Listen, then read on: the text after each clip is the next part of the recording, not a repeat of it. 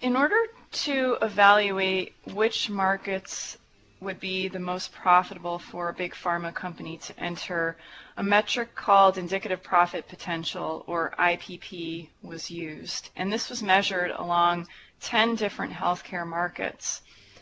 And based on those calculations, what was found was that branded prescription pharmaceuticals still offer the most money-making potential, and is a clear indicator that big pharma companies, regardless of their level of focus or diversity, should maintain participation in this market. Now, if companies are looking to implement a diversification strategy outside of branded pharmaceuticals, the next most profitable market to enter based on this IPP metric would be medical devices and diagnostics, where there is a strong market size and average operating margins. And diagnostics particularly offers an attractive option because of the synergies that exist between big pharma companies' existing pharmaceuticals businesses and diagnostics, as more of these companies look to implement precision medicine development strategies.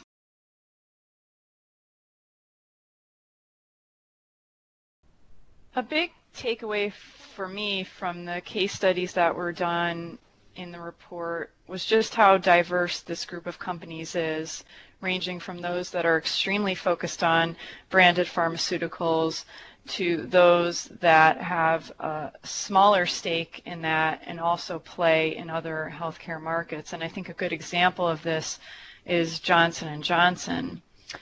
At one time, its CFO, Dominic Caruso, described Johnson & Johnson not as a pharma company or a device company or a consumer health company, but rather as a healthcare company.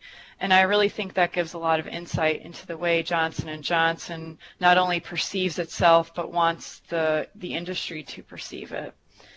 Johnson & Johnson has managed to run a pharmaceuticals business that has done quite well alongside several other significant businesses, including medical devices as well as consumer health, which bring in significant revenues for the company. And particularly in consumer health, it has been able to turn around those sales following major recalls to its Tylenol brand several years ago. And looking forward, Johnson & Johnson may look at doing a major acquisition in consumer health and also drum up investments in digital health to drive up direct-to-consumer sales.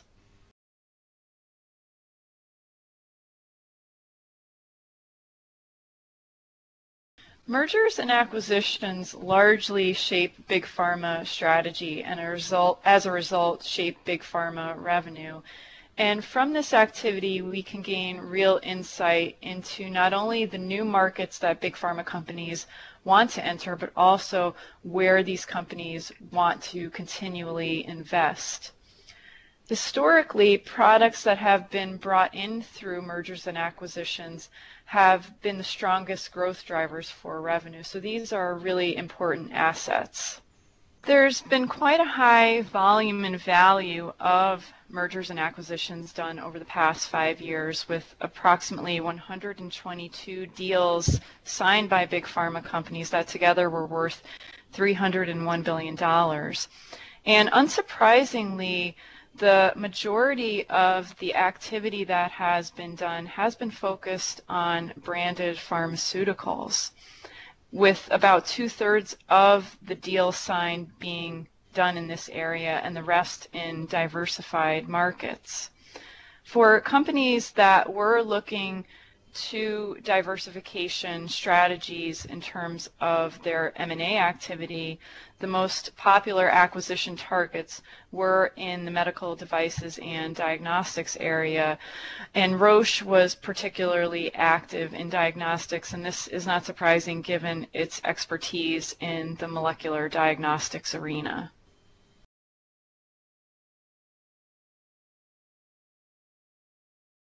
Divestitures are an important tool that big pharma companies can use to shed non-core assets and really narrow down their focus.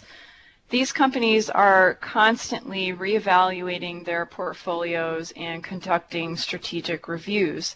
And as a result, many of the divestitures that have taken place over the past 5 years have been around branded pharmaceutical assets as these companies look to focus on innovative drug development. Big pharma companies have been selling off diversified operations, namely in consumer health and animal health, as they look to put more efforts into innovative drug development areas. And there are many examples of this, including the major consumer health sale that Merck & Co. did with Bayer, as well as Eli Lilly buying Novartis's animal health unit. Another interesting example in the consumer health area is GlaxoSmithKline. Over the past several years, GlaxoSmithKline has divested several non-core consumer health assets in deals with companies such as Prestige Brands and Omega Pharma. But consumer health may be considered a very significant business for GSK, and this has been evident just recently with GSK exercising its option to acquire the remaining stake in a consumer health joint venture that it set up with Novartis in 2014.